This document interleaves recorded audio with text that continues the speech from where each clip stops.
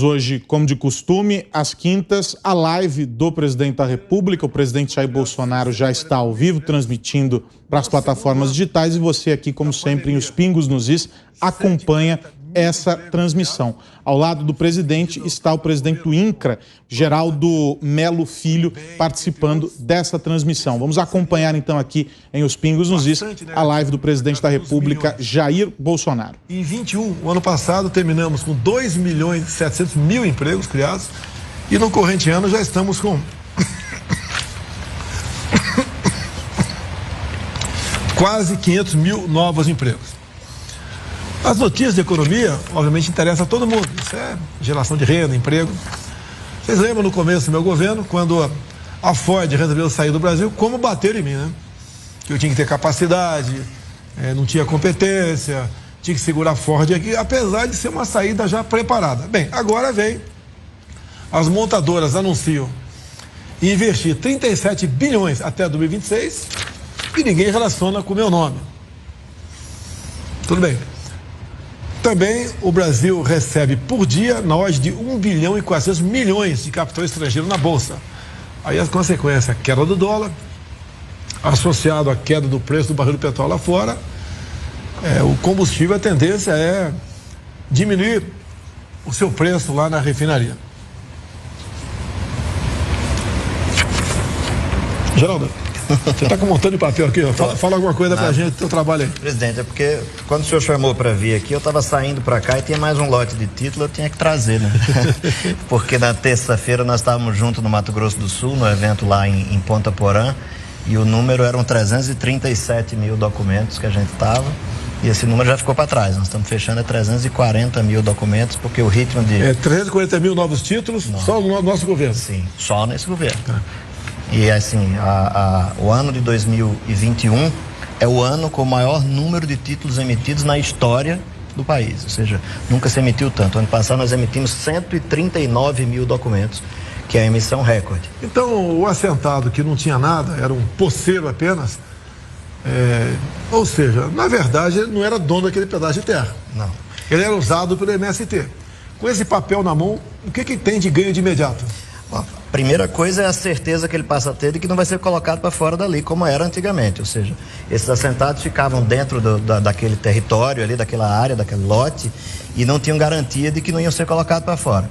Então, na hora que você titula essa pessoa, ela passa de fato a ser dona, e aquele bem de família, com esse papelzinho verde aqui na mão, passa a ser inclusive um bem hereditário, pode ser utilizado para garantia de financiamento bancário, para buscar novas linhas de financiamento, além das linhas apenas de reforma agrária, e a garantia de que a família dele, de fato, é possuidora daquele bem. Ou seja, o que ele faz ali de benfeitoria fica para ele, sim, seus filhos e netos. Exatamente. Uma pergunta bastante simples para quem está nos ouvindo é: você tem ouvido falar em invasão do MST no nosso governo? Até há pouco tempo, diariamente você tinha notícia de invasão em terra pelo Brasil. Isso levava insegurança no campo, desestímulo à produção. Você reparou que o homem do campo está feliz com o nosso trabalho?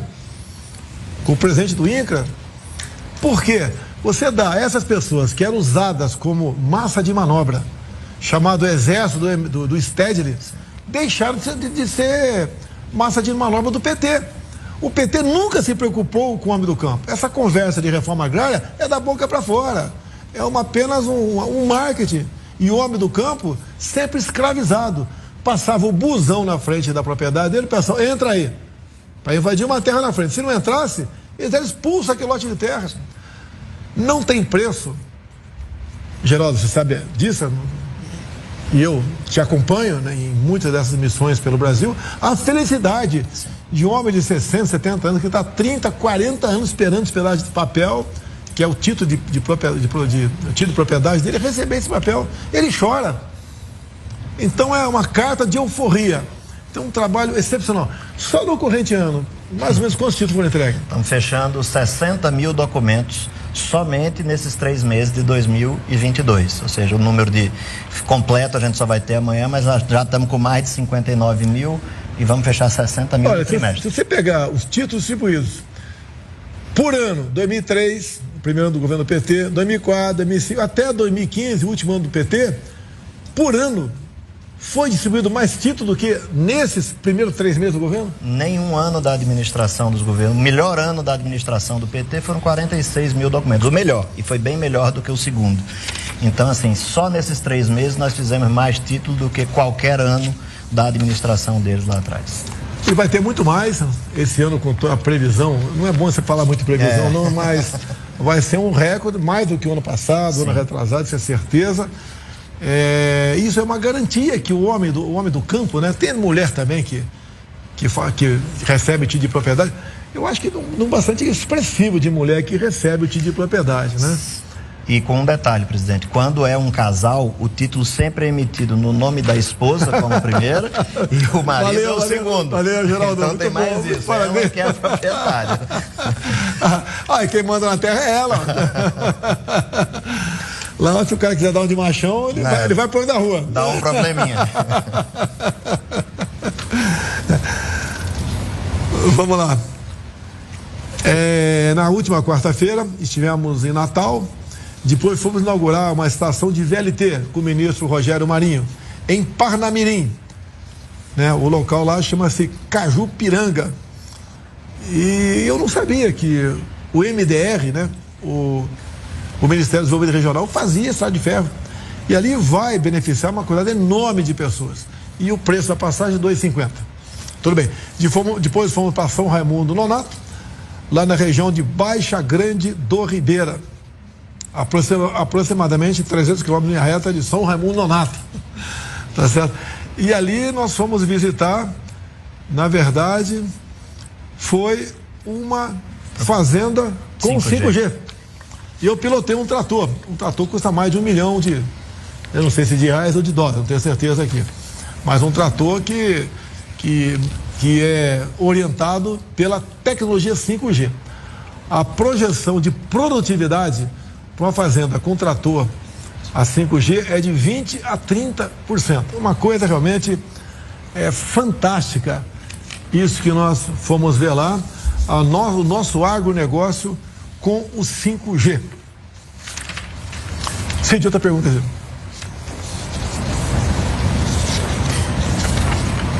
Presidente, o senhor sabe que também que Boa noite, presidente Bolsonaro. Boa noite ao presidente do INCRA, Geraldo Melo Filho. Eu pergunto ao presidente do INCRA quantos títulos de propriedade foram entregues, regularizados, desde que ele assumiu a presidência do órgão. São 340 mil documentos emitidos. E para se ter noção exatamente do que é o tamanho desse número, presidente, tem que se fazer uma comparação. Se você pegar desde o ano 2000, ainda governo Fernando Henrique Cardoso, e vier até o final do governo Dilma, o total é de 283. Ou seja, nós temos já temos mais de 50 mil documentos a mais do que a soma de FHC, Lula e Dilma durante todo o período dos governos dele, em 3 anos. Então, de 2000 a 2014, são 15 anos. Em 15 anos, 283 mil títulos. Nosso governo... 340 mil. Então, em 3 anos, mais do que 15 anos. E, obviamente, até o final desse mandato aqui, vamos chegar próximo de 500 mil títulos, com toda certeza. Também aqui é outra... É parecido com o que tu faz, né? Também, num acordo com o Distrito Federal, né, um evento que fizemos na última sexta-feira, nós permitimos que 22 mil famílias da área urbana, região aqui de Vicente Pires, em Brasília, também tivesse ali essa área titularizada? Titulada, tanto faz. Tanto faz, titulada. Tá, trabalho também em parte aqui da ministra Flávia Arruda aqui. Outra, vamos lá. Nós lançamos no governo federal agora o novo aplicativo Cadastro Único. O governo deu um salto, né, na questão digital no Brasil. O que é esse aplicativo Cadastro Único? O cidadão pode, de casa, por exemplo, se cadastrar aqui no Auxílio Brasil. Não precisa procurar um vereador, um prefeito, alguém da prefeitura, para se cadastrar e receber o Auxílio Brasil. De casa também ele faz esse cadastro. Também ele consegue o auxílio gás, a tarifa social de energia elétrica, se cadastrar na Casa Verde e Amarela, etc. Vamos lá, Cid.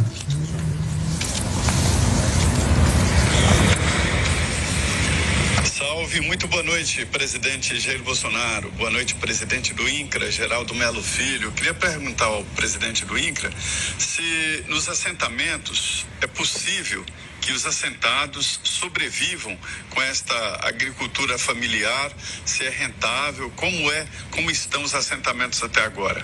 Obrigado. Obrigado pela pergunta, essa pergunta é muito boa, porque na verdade, presidente, o que acontece é o seguinte: os assentamentos nunca foram feitos visando de fato a produtividade ou o equilíbrio dessas famílias. Quando você faz a Política Nacional de Reforma Agrária, em tese você está selecionando famílias, você começa desapropriando uma terra, escolhendo famílias, colocando lá dentro e dando depois a essas famílias condição para que elas produzam e a partir de sua produção elas tenham o seu sustento. Você está tirando essas pessoas e assentando no campo para que elas vivam bem e não vivam numa condição precária. O problema é que o conjunto de políticas que deveria ter sido aplicado para essas famílias nunca aconteceu. Por exemplo, a política de titulação. Quando o senhor assumiu a presidência, presidente, dentro dos assentamentos brasileiros, nada menos do que 600 mil famílias estavam em situação irregular. E o que mais me chocou, e eu gosto de dar sempre esse número, é que nos últimos 5 anos antes do início desse mandato, o INCRA devolveu ao cofre da União, por não aplicação, 3 bilhões de reais que eram de crédito, que eram de direito dos assentados. Aquela linha de como é que você vai dar condições para que essas pessoas trabalhem. Então, simplesmente não foi aplicado um crédito que estava disponível. E o seu governo isso acabou. Mas não foi porque você mantém o assentado escravizado. Isso. Só por isso, mas nada, então, é muito simples. Nós passamos a aplicar integralmente o valor e já no seu governo são mais de 12.500 casas sendo construídas. É possível que essas pessoas tenham, sim, viabilidade na produção? Sim. Agora, existe uma dificuldade muito grande pela deficiência como foi construído o processo. O que está sendo feito no governo é um investimento na qualificação dessas pessoas. O senhor tem visto nessas visitas que a gente tem feito qual é o nível de investimento que nós estamos fazendo. Mas é possível? É. Em alguns lugares isso já é realidade, em outros ainda é uma realidade distante. Mas estamos tentando trabalhar nisso. Inclusive uma parceria com o BNDES em andamento para investimento privado em produção de assentamentos. Zé Maria, você falou em agricultura familiar. O ano passado um assessor meu, que tem parente em Miracatu, São Paulo, falou para mim: presidente, o DAP é 20 mil. Eu não sabia o que era DAP. O que é DAP? Se pegar, tem milhares de siglas por aí. Daí falou: DAP é Declaração de Apoio ao Pronaf. De aptidão. Escreveu errado aqui, o cabo da pé. Falou passar vexame aqui, aptidão ao Pronaf. Ou seja, o agricultor familiar podia vender até 20 mil reais do que ele produzia por ano para fazer a merenda escolar. É isso mesmo? Isso. Você tem. E daí, o que acontece? Procuramos a ministra Tereza Cristina e nós passamos esse valor para 40 mil reais. Agora, presidente, lá na terça-feira nós estivemos em Ponta Porã e a visita que nós fizemos foi no assentamento Itamaraty. Itamaraty é um assentamento emblemático no Programa Nacional de Reforma Agrária. É a antiga fazenda do rei da soja, Lacide Moraes, é uma fazenda que está instalada, tem quase 3 mil famílias morando lá. Quando a gente entrou lá 40 dias atrás, não tinha nenhuma família em situação regular no Itamaraty. Nós ficamos lá, fizemos uma força-tarefa e uma das ações que a gente fez, além de regularizar quase 2.700 famílias, foi, inclusive, fazer os DAP para que essas famílias possam entrar na comercialização de seus produtos. E o DAP estava há 10 anos sem ser registrado. É sinal que ninguém tinha nenhuma preocupação com a agricultura familiar. O nosso governo conseguiu muita coisa tocante a financiamento para a agricultura familiar. Não é só o Banco do Brasil, não. A Caixa Econômica também está com essa missão e tem trabalhado muito bem. Vamos lá? Uma coisa que eu não vou comentar porque, né? Mas olha só, baixo índice de mortes por Covid na África ainda é mistério para cientistas. Eu vou dar uma dica para os cientistas. Lá na África subsaariana é muito comum uma doença chamada cegueira dos rios. Tá? E o pessoal toma um negocinho para a cegueira dos rios. E também tem muito caso de malária. E o pessoal toma outro remedinho para combater a malária. Esses 2 remedinhos que custam a merreca, por coincidência ou não, né? Lá na África também combatia o Covid. Ok, pessoal? Então a imprensa tem que ter vergonha na cara, né? Fala, tem medo de escrever a verdade. Okay? Eu tomei esse remedinho para a cegueira do rio, apesar de aqui no Brasil eu desconhecer essa doença aqui. Aqui uma coisa que surpreendeu, né? Não é a mim não. Quem entende um pouco de direito, a senhora excelentíssima ministra Rosa Weber ignora o Ministério Público e não arquiva ação contra o presidente Jair Bolsonaro. É uma ação que eu teria, né? Eu não sei se a palavra certa, aceitado suborno ou comprado subfaturado, uma vacina que não foi comprada e não foi gasto R$1. E ela resolveu ignorar o Ministério Público, falou, não vou arquivar a ação não, o MP aqui não apita aqui dentro do Supremo. Não vou entrar em detalhes, né? Outra coisa que é importante, o nosso prezado ministro Alexandre de Moraes é sorteado relator de ação do PROS, é um partido político, né? Contra decreto de Bolsonaro que reduz IPI até 25%. Ou seja, o partido PROS está contra a redução de IPI de automóveis, de motocicletas, de produtos da linha branca, como geladeira, fogão, micro-ondas. E está na mão do prezado ministro Alexandre de Moraes se ele vai mandar arquivar esse meu decreto ou vai dizer que está valendo. Se mandar arquivar, atenção pessoal, vai subir o IPI 25%, né? De carro, motocicleta, geladeira, fogão, etc, etc, etc. Também, né, a imprensa criticando aqui, lá atrás, o parlamento votou um projeto zerando o imposto federal do diesel. E aqui a imprensa está dizendo já que essa desoneração do diesel pode custar 16 bilhões em arrecadação para o governo federal. A imprensa, o excesso de arrecadação no passado, além do previsto, está na casa dos 300 bilhões de reais. Então, o que é diminuir a arrecadação em 16 bilhões? Isso ajuda o consumidor, ajuda a tornar menos caro o produto na ponta da linha, porque ele usa carro, né? Caminhão para transportar. E o preço do diesel está bastante alto. Acho que não vou tocar mais no preço do diesel, o pessoal tem noção o que acontece com o imposto, o ICMS, o imposto estadual, que está perto da casa de R$1 por litro de diesel. Já o imposto federal é zero. O imposto do gás também, federal, foi zerado por nós. Então, o que precisa, né? Eu sei que é difícil, mas a população tem que ver a composição do preço dos combustíveis para fazer a sua justa crítica a quem de direito, e não ao governo federal. Nós estamos arrecadando zero com diesel e zero com gás de cozinha. Outra aí, Cid. Curiosidade que o Cid prepara aqui. Olha só, pessoal, é impressionante, né? Redução de homicídio, ou seja, está morrendo menos gente por arma de fogo, pode gerar sensação enganosa de segurança. Alertam especialistas. Todos os especialistas são desarmamentistas. Tá certo? Realmente uma notícia não dá nem para discutir a tamanho da... É o menor índice da série histórica. É o menor índice da série histórica, né? Desde quando começou a medir esse índice de violência no Brasil, né? O número de mortes por 100 mil habitantes por arma de fogo. Então, eu acho que o governo federal, alguns governadores também, não tem que trabalhar para reduzir o número de homicídios, porque a sensação é falsa. Vai, Cid. Boa noite, presidente Bolsonaro. Boa noite ao presidente do INCRA, Geraldo Melo Filho. A pergunta ao presidente do INCRA. No passado tivemos alguns projetos de assentamentos de reforma agrária que não tiveram bons resultados porque os assentados não conseguiram se manter na terra com condições insuficientes para a sobrevivência. Quais são os critérios atualmente neste programa em execução para conceder o título de terra ao assentado? Obrigado. Bom, aqui tem um conjunto de fatores nessa resposta. O primeiro é que antigamente, presidente, quando eu falo isso não é maneira de falar. Se você chegar em alguns processos de criação de assentamentos no INCRA, você vai encontrar que havia uma lista indicando quem deveria ser assentado. E essa lista não obedecia nenhum critério técnico de seleção para essas famílias. Não havia nenhum critério estabelecido para dizer o que é que você precisava fazer para ser assentado. Havia uma lista que normalmente movimentos sociais faziam e indicavam quem ia ficar nessa propriedade.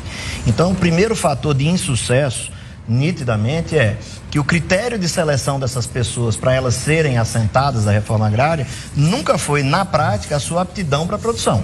Então isso leva ao insucesso em várias dessas famílias que foram assentadas e essas famílias, via de regra, foram embora.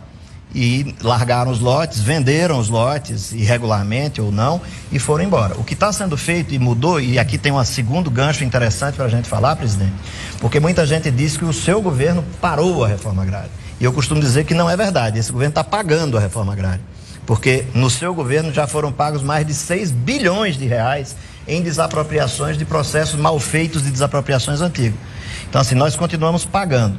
E outro detalhe, desde 2016, por causa de uma decisão do Tribunal de Contas da União, o processo de seleção de famílias, que é a pergunta, tinha sido paralisado. Paralisado por quê? Por irregularidades, como eu acabei de dizer. Então, nós reformatamos todo o processo de seleção de famílias com critérios objetivos e técnicos, ou seja, de aptidão para que essas pessoas sejam selecionadas, e foi o seu governo que voltou a selecionar famílias para assentar em reforma agrária. Diferente do que se pensa, este governo não parou a reforma agrária, na verdade ele retomou, só que agora com critério técnico e objetivo para colocar as famílias lá. Resumindo, né? Praticamente acabaram as invasões de terra. Em grande parte foi a titulação que fez isso aí. Ninguém mais passa um ônibus no meio daqueles assentados, entra aqui, que a gente vai invadir uma fazenda lá na frente, porque senão toma essa terra de você. Acabou isso aí. E mais ainda, mais coisas aconteceram. Tinha dinheiro de ONG que ia para o MST. Tinha recurso do Ministério da Cidadania que ia para ONGs ligadas ao MST. E mais ainda, a questão da arma de fogo. A redução da violência no Brasil também se deve ao aumento do número de armas de fogo. Hoje em dia, um cara quando vai assaltar, querer invadir uma casa, ele pensa, né? Será que tem uma arma lá dentro? No passado, ele tinha certeza que não tinha. Ou até se tivesse, a arma de fogo era ilegal, e se o proprietário usasse a sua arma, ele ia ter problema com a justiça. Isso acabou. Presidente. Tá? Outra coisa, a questão da arma de fogo para o proprietário rural, antigamente quando ele comprava uma arma, valia só para embaixo do teto da sua casa. O Congresso aprovou um projeto e essa posse de arma de fogo passou a valer em todo o período da fazenda. Ele monta um cavalo, ou vai numa bicicleta, ou vai numa viatura, num trator, e leva a sua arma. Ou seja, fica difícil para o marginal, tá, do exército, do STED, tá, querer invadir alguma coisa. E essas pessoas eram usadas para o mal. Muita gente, a maioria do pessoal do MST, são pessoas que eram manipuladas, eram usadas para invadir terra, eram usadas para o mal. Isso acabou. Presidente, só um detalhe que eu acho interessante, o senhor citou o negócio do número de invasões. No governo Fernando Henrique Cardoso, no governo dele foram 2.442 invasões de terra. Vamos arredondar, 2.400. Em 8 anos, 2.400 invasões. Isso, no governo Lula, 1.968. Tá, vamos arredondar, 2.000 invasões no Lula, em 8 anos. Dilma, 6 anos. 970. 970. No seu, porque eles estão trabalhando agora para acelerar um pouquinho, você tem 40. Essa 40 somando já esse ano. 2022. Então dá média aí 12 por ano, uma média. 10 por ano. Não, porque tá 40 aqui, foram 3 anos, dá uma média 12 por ano. E se desconhece que as pessoas têm ficado muito tempo lá dentro. Muitos ficam poucos dias e a gente consegue negociar e sair fora. Nós vamos estar em Araraquara esse ano ou não? Sim. Atenção, Araraquara, tem um prefeito do PT aí, né? Tem até o nome, né? Edinho do PT, se não me engano o nome dele. Nós vamos titular terras aí, em Araraquara. Qual outra região você vai titular também? Presidente, e aí tem um detalhe que aí tem que ver com o pessoal se eles vão querer, né? Porque teve um vídeo semana passada dizendo que as pessoas não deviam aceitar o título, exceto se ele fosse assinado por Deus. Quem está assinando sou eu, né? Isso foi o Requião. No dia da filiação dele ao PT, ele falou que título você só podia aceitar se fosse assinado por Deus com firma reconhecida. Ou seja, um cidadão desse, um cara desse, ainda zomba das religiões, ainda usa o nome de Deus em vão. Pessoas humildes que precisam de um pedaço de terra para sobreviver, para poder plantar, fazer benfeitoria e dizer que aquilo é dele. Mas tudo bem. Agendas que a gente tem pronta para fazer: Goiás, Minas Gerais, Tocantins, Mato Grosso, Rio Grande do Norte, Pernambuco, Alagoas, Bahia, Pará, Maranhão, Rondônia. Isso tudo está pronto. Agora temos também São Paulo, Araraquara. Araraquara, eu vou contigo. Se me convidar, eu vou contigo. Paraná, tem Londrina. Londrina, Paraná. A coisa essa aí do... O Felipe Barros aqui, o deputado federal da região, está dizendo: Felipe, missão, você vai comigo lá também entregar esse título. Ele está nos ajudando bastante, inclusive, no processo nosso. Rio de Janeiro, temos uma agenda boa para fazer na Fazenda Nacional. É o problema fundiário mais antigo do Brasil, presidente. Ninguém quis encarar ele, seu governo está encarando. O título originário da Fazenda Nacional de Santa Cruz é de 1554. E até hoje ninguém foi titulado. E nós estamos lá dentro, trabalhando para começar o processo de titulação já. Nesse ano vigorava o Tratado de Tordesilhas, que é de 1494, que foi revogado em 1750 pelo Tratado de Madrid. Olha, antes da descoberta do Brasil, à esquerda, né, a oeste, o Tratado de Tordesilhas pega toda a Amazônia, era de Espanha, não era nosso não. Mas isso é história para professor de história, não é para mim não. Geraldo, eu quero te agradecer. Enquanto você sai daqui, eu falo alguma coisa, vai sentar aqui o Jorge Seife. Tá, o Jorge Seife? Tá aqui. Ele tem um apelido, posso falar teu apelido, Jorge? Sim, senhor. É conhecido como Tilápia. Ele vai falar também de reforma no mar. De reforma em águas da União. A Maria mandou mais uma. Tem mais uma? Vai fazer a Maria, a saideira. Saideira.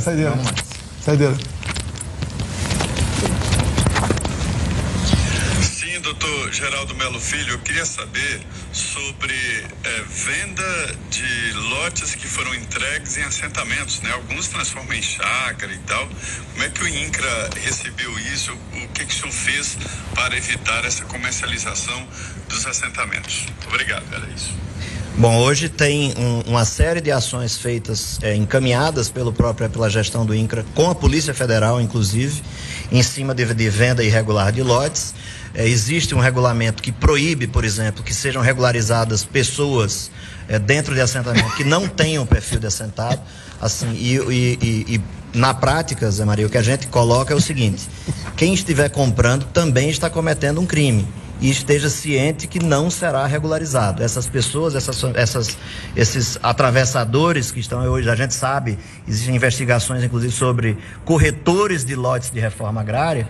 Isso é uma venda irregular de uma terra da União e essas pessoas não podem ser regularizadas porque o Programa Nacional de Reforma Agrária, para regularizar, o novo ocupante também tem que ter perfil de assentado. Esse é o ponto. Ok. Obrigado, Geraldo. Vou convidar o Jorge Seife para sentar aqui. Também aqui, ó, a Polícia Federal diz ao Supremo que não há elementos indiciários mínimos de crime na troca na PF que levou à demissão de Moro. Sérgio Moro, além de trair, é mentiroso, né? Aqui também, o pessoal que não dá bola para o que está acontecendo na política, né? A Argentina apresenta projeto para controlar redes sociais. Tem um cara que fala aí que se chegar à presidência vai controlar redes sociais. Aí você vê como é que está a campanha política. Não vou entrar em detalhe. O Globo, PT e Gedel Vieira Lima se alinham na Bahia. TCU afasta a responsabilidade de Pazuello na falta de oxigênio em Manaus. Metrópolis, Bolsonaro foi o 9º deputado com mais reembolso por saúde desde 2018. Olha, eu cheguei na Câmara em 91, por que não pegou o ano? 91, 92, né? 2000, até 2017, quanto eu gastei com saúde? Por que não faz esse levantamento? Eu adianto, eu gastei 0 com saúde. Por que em 2018 eu gastei dinheiro com saúde? Porque eu levei uma facada de um cara afiliado ao PSOL. E eu não tinha como pagar o hospital que eu fiquei. A primeira foi de graça lá em Juiz de Fora. Agradeço os médicos, na figura do Dr. Borsato, né? Agradeço os enfermeiros, a profissionais de saúde, né? E depois fui pro Einstein, em São Paulo, e ficou caro demais para mim a cirurgia, tá? Deviam cobrar do PSOL, né, a cirurgia, né? Mas tudo bem, então a Câmara pagou. Agora só pegaram o último ano, meu deputado, 2018. Foi o 9º deputado com mais reembolso por saúde desde 2018. Essa é a nossa imprensa. Eu estou aqui com o Jorge Seife. Jorge, vou fazer bem, você bolou umas perguntas a você, né? O pessoal como é que se cultiva e para que serve algas marinhas? Há quanto tempo não se cultivava algas marinhas no Brasil? Rapidamente, eu quero fazer várias perguntas a você. Sim, senhor. Vamos lá. Presidente, algas marinhas são utilizadas para produção de biofertilizantes, pode fazer plásticos biodegradáveis, produtos fármacos e até mesmo produtos alimentícios, tá? Há 10 anos esse processo estava parado no governo federal e nós licenciamos então produtores em Santa Catarina que poderão produzir essas macroalgas, algas marinhas. Vamos lá. Títulos de águas da União, não é título da reforma agrária, mas é uma coisa que eu entendo que é um local que você está autorizado a usar. Exatamente. Aquele espelho d'água, bem como a sua lâmina submersa, tá? Títulos da União. Como é que era isso no passado e como passou a ser em nosso governo? Presidente, os processos eram 100% manuais, tudo na base do carimbaço, de documento, papelada. Fizemos um sistema, o senhor fez um decreto para nós que desburocratizou, conseguimos aprovar uma lei no Congresso Nacional e os títulos que demoravam 10, 15, até 20 anos para serem emitidos para os produtores, hoje nós fazemos com meses, né? Titulamos inclusive uma senhora agora com 3 meses após dada a entrada no processo. E de 2008, presidente, a 2018, ou seja, os governos anteriores titularam 223 produtores. Na gestão do presidente Bolsonaro, de 2019 até 2022, já chegamos a 245. Então, em 3 anos fizemos mais do que os 10 anos anteriores. Mas tem que ter vontade, tem que realmente cuidar do produtor, pensar no produtor. E o que isso significa, presidente? Quando essa pessoa é titulada, eu sou o Geraldo das águas, o Geraldo titula terra, eu titulo água. Quando essa pessoa recebe o seu título, presidente, consegue financiamento, não recebe multa ambiental, não tem insegurança jurídica, traz dignidade ao produtor. Vamos lá. O Jorge está conversando com o governo do Paraguai para que a represa de Itaipu, lá no Paraná, possa ser usada para o cultivo de tilápia. Se eu não me engano, Jorge, uma lâmina d'água de 1 hectare, 100 por 100, né? Assim, sem tratamento, pode criar de 10 a 15 toneladas de tilápia por ano. E se você compartilhar essa mesma lâmina d'água, logicamente aí com ração, com oxigenação, etc., você pode multiplicar por 10, ou seja, essa lâmina d'água pode produzir de 100 a 150 toneladas de tilápia por ano. O Lago de Itaipu, se você conseguir, junto ao governo do Paraguai, poder praticar piscicultura ali, enquanto você avalia de produção por ano de tilápia e quanto você avalia e por cento a mais de produção de pescado no Brasil? Presidente, do Oiapoque ao Chuí, se nós juntarmos toda a produção de pescado, não só de tilápia, tambaqui, de tudo, todas as espécies, nós produzimos hoje cerca de 800 mil toneladas. Somente no Lago de Itaipu, presidente, nós poderemos produzir 400 mil toneladas de tilápia, sendo 200 mil para produtores paraguaios e 200 mil para produtores brasileiros. E quero dizer para o senhor que agora, há 10 dias atrás, fizemos um evento aqui no Ministério de Relações Exteriores, já aproveito para agradecer nosso ministro Carlos França, trouxemos uma comitiva de parlamentares do Paraguai, tivemos ali um dia inteiro de palestras mostrando para eles a viabilidade, que temos segurança ambiental, que a tilápia, os ambientalistas pregam a tilápia como se ela fosse um tubarão, uma piranha da água doce, e não é verdade, né? É um bicho extremamente pacato, não é carnívoro e não ameaça, né, o Lago de Itaipu. Então, presidente, no Lago de Itaipu, se realmente o governo paraguaio colaborar e ajudar e passar essa lei no parlamento, nós poderemos produzir 400 mil toneladas dividindo com os produtores paraguaios. Isso dá mais ou menos mais quanto por cento de aumento da produção de pescado no Brasil? De 40% a 50%.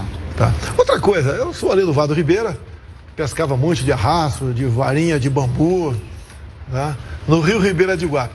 Ali tinha um peixe chamado cará. Já ouviu falar desse peixe, não? Sim. Ele é parecido com a tilápia? É parecido, só que o cará é a nossa tilápia brasileira, porque a tilápia original vem do Rio Nilo, lá dos países africanos, né? Do Egito, na verdade. Então são parecidos, mas são diferentes. É porque o cará também é um ciclídeo e a tilápia é um ciclídeo, ou seja, são da mesma família. Vamos lá, curiosidade. O Rio Ribeira de Guape lá tem época que a água está clara. E eu lembro muito bem que muitas vezes você via uma cará ali, não, 1 metro de profundidade e jogava a linhazinha com chumbo, né?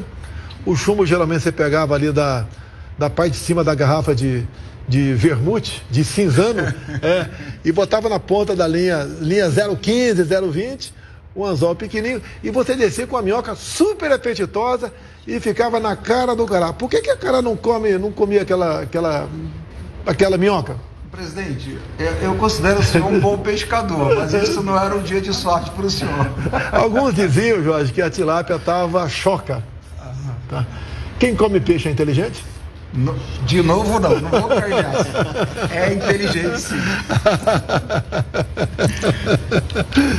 Vamos lá, eu tô vendo aqui a audiência, né? O nosso Facebook, YouTube, Instagram, TikTok está na casa dos 60 mil. Piga nos i, Jovem Pan News, na casa dos 170 mil. Alguém quer fazer alguma pergunta aqui? Podemos ir para o encerramento?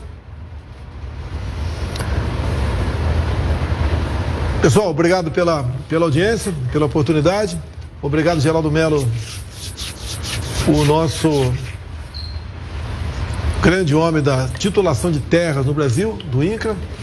O Jorge Seif está nos deixando hoje. Vai para Santa Catarina aí, buscar aí uma outra atividade, buscar servir a sua pátria por outros meios também. A gente agradece a vocês todos que estão nos ouvindo e tenho certeza, né? O nosso Brasil está sempre acima de tudo. Juramos dar a vida pela pátria e, se preciso for, também pela nossa liberdade. Obrigado a todos. Quem está nos assistindo agora, tiver TV a cabo em casa, bota aí 576 ou no seu telefone, bota aí no Google, né? E bota Pingo nos Is e assista aí o final do programa aí, que é conduzido pelo nosso prezado Augusto Nunes e equipe. Um abraço a todos, até quinta-feira que vem.